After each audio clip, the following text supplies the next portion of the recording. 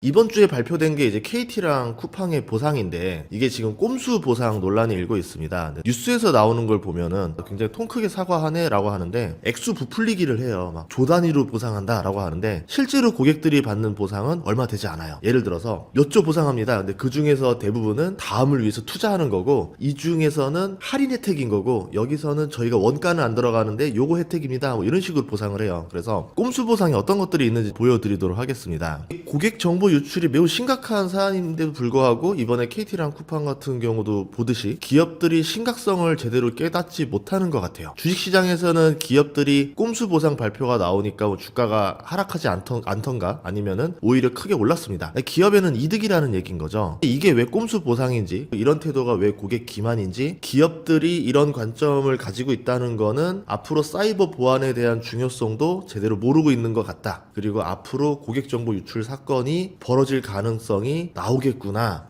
라는 것에 대한 이야기를 해보려고 합니다. KT 먼저 얘기해볼게요. 어제 전체 고객 위약금 면제 및 보상안을 발표했습니다. 근데 이것도 꼼수가 있는 게 4,500억 보상이라고 해서 큰 것처럼 보이는데 이게 고객들한테 실질적인 혜택이 굉장히 적어요. SK텔레콤처럼 한 달 50% 요금 감면 같은 이제 고객이 실질적으로 이익을 얻는 보상이 없습니다. KT 가입자의 평균 요금이 35,000원 가량 하는데 50% 할인을 하게 되면은 얼마겠어요? 1,300만 명 넘거든요, 고객이. 그럼 대략 계산해 보면은 2,400억 가량의 비용을 해줘야 되는데 그거를 뺀 겁니다. KT 같은 경우도 그렇게 할 수밖에 없는 이유가 있었는데요. 왜냐하면 선례를 보니까 피해가 크다 이거죠. SK텔레콤 같은 경우는 위약금 면제 소급 기간 동안 84만 명이 해지합니다. 그리고 위약금 추가 신청 기간 10일 동안 20만 명이 번호 이동으로 떠나요. 약 100만 명의 고객을 잃으면서 시장 점유율 40%가 무너졌습니다. 뉴스에서도 95만 명 이렇게 나와 있죠. 그리고 3분기 매출이 전년 대비 20% 하락하고 영업 손실 522억을 기록했습니다. 통신사가 적자 기록하는 게 쉬운 일이 아니거든요. 재무적으로 피해가 크기 때문에 이 보상을 뺐다라고 볼 수 있겠죠. 적용 기간이 연말부터 1월 13일까지 계약 해지 고객을 대상으로 위약금을 면제하는 건데 이 가장 바쁜 연말 연초가 낀 상태에서 2주입니다. 계약 해지를 하지 않으면 위약금 면제가 되지 않습니다. 제가 평일을 계산해 봤더니 9일밖에 없어요. 연말 연초 뭐 하루 다 빼면은 실제로 평일 7일 안에 여기를 계약 해지할 거야를 선택해야 됩니다. 2천만 명이 넘는 가입자가 이동하기에는 굉장히 빠듯한 시간이죠. 거기에다가 환급 신청도 1월 14일부터 1월 31일까지 평일 13일밖에 되지 않아요. 1월 안에 다 해결하세요 이겁니다. SK텔레콤 같은 경우 봤을 때는 해지 기간 3달, 위약금 환급 신청도 7월부터 지금까지 하고 있더라고요. 저희 아래가 그거 SK에서 물어보니까 그렇게 하고 있더라고요. 그러니까 예고 없이 기습적인 보상안 발표라는 소리를 들을 수밖에 없는 겁니다. 매월 데이터 월 100기가 제공도 있는데 이게 통신사 입장에서는 애초에 깔아놓은 인프라를 쓰는 거니까 실질적인 돈이 크게 들지 않는 보상이고, 그리고 KT 같은 경우는 35% 고객이 무제한 요금제에 가입돼 있어요. 이게 어제 발표한 내용 중에 있었습니다. 그럼 3명 중에 2명은 혜택이 없는 겁니다. 그러니까 바라는 점은 그래도 앞으로 보안에 1조를 투자하겠다라고 얘기를 했는데 미래를 위해서는 바람직하다라고 볼 수 있을 것 같아요. 쿠팡의 보상안도 보면요, 1인당 5만원이라고 하는데 한번 계산을 해봤어요. 일반 사람들은 어떤 거 쓰는가? 저도 쿠팡으로 결제한 돈이 한 5년 동안 1억 넘거든요. 자, 그런데 제가 쿠팡으로 여행 결제해 본 적이 없습니다. 쿠팡으로 명품 결제해 본 적이 없어요. 실질적으로 여행 2만원, 명품 2만원은 거의 혜택이 없다라 봐야 되고, 이제 쿠팡 상품 5,000원 그리고 이츠 5,000원 돼서 10,000원 정도가 실질적인 혜택이 아닌가. 그러면 총 보상이 1조 7천억이라고 얘기를 했는데 일반적인 분야로만 한정을 치면은 3,500억 정도의 보상이고 이마저도 다 쓴다라는 가정하에 나온 겁니다. 게다가 한 법조계에서 이런 말을 했는데요. 해당 쿠폰을 사용하면 안 됩니다 라고 말을 해요. 왜 그러냐? 쿠폰을 사용하면은 해당 보상으로 모든 배상이 완료되며 향후 모든 민형사상의 이의를 제기하지 않는다는 부재소 합의 조항이 이 약관에 포함되어 있을 가능성이 있습니다.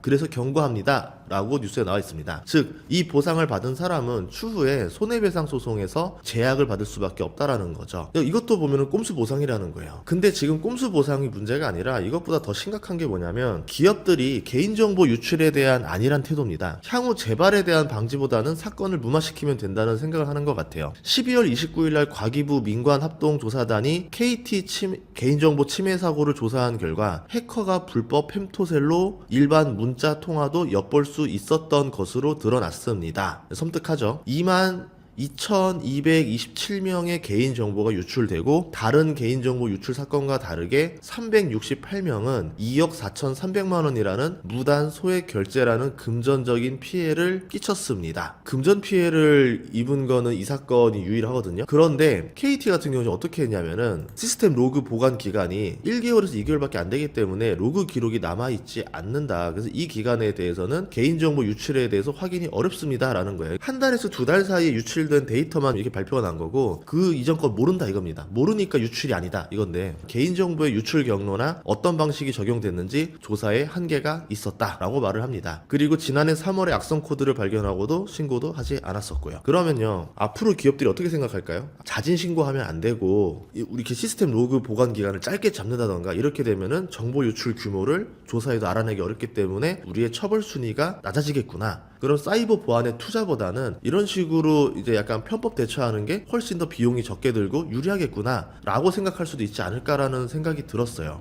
LG U+는 더 심합니다. 사고 정황을 인지하고도 증거를 인멸했다는 의혹을 받고 있어요. 그래서 민관합동조사단 조사가 경찰 수사 단계로 넘어갔습니다. LG U+는 자료 유출로 추정되는 서버와 협력사 노트북 등 핵심 장비들을 8월 10일부터 9월 15일 사이 일괄 OS 재설치 또는 폐기 처리를 시켰습니다. 증거가 없어졌으니까 증거 확인이 불가능하죠. 그래서 12월 9일 정부는 위계에 의한 공무집행 방해 혐의로 경찰에 수사를 의뢰한 상태입니다. 개인정보 유출 증거가 없으면 처벌도 피할 수 있다라는 꼼수라는 거죠. 기가 막히죠. 당장은 이렇게 꼼수로 막아서 고객들의 줄 보상과 과징금을 줄여서 기업들의 손실을 막은 것처럼 보이지만 결국에는 이런 것들이 더 큰 손실을 불러올 수도 있어요. 지금이라도 기업들이 경각심을 가지고 사이버 보안에 투자를 해야 되는데 이런 식으로 빠져나가는 방법을 쓰니까 다른 기업들에는 이렇게 쓰면 되겠구나라고 투자를 안 하게 된다는 거죠. 기업을 운영하는 사람들에게 롤모델이 되는 사람이 하나 있는데요. 드라마 상도에도 나왔던 사람입니다. 임상욱이라는 의주 상인인데 조선 최고의 부자였죠. 청나라와 인삼 무역권을 독점해서 부의 규모에서는 따라올 사람이 없었는데, 그런데도 불구하고 이 사람이 했던 명언이 있습니다. 큰 장사꾼은 이익을 쫓지 않고 의의를 쫓는다. 이익을 남기는 것은 작은 장사고 사람을 남기는 건 큰 장사다 라고 하는 상도 정신으로 후세에서도 존경받는 인물입니다. 그런데 지금 기업들의 행동을 보면은 고객을 남기는 장사가 아니라 이익을 남기는 장사를 하고 있다는 거죠. 우리나라 주요 기업들의 개인정보 유출이 대규모로 터진다는 거는 그만큼 지금 사이버 보안이 뚫리고 있다는 심각한 경고입니다. 그런데도 사이버 보안에 대한 투자보다는 꼼수로 대처하려는 기업들의 행동을 봤을 때 다음에 또 이런 사건이 안 터질 수 있을까에 대한 걱정이 앞서고 있어요. 그래서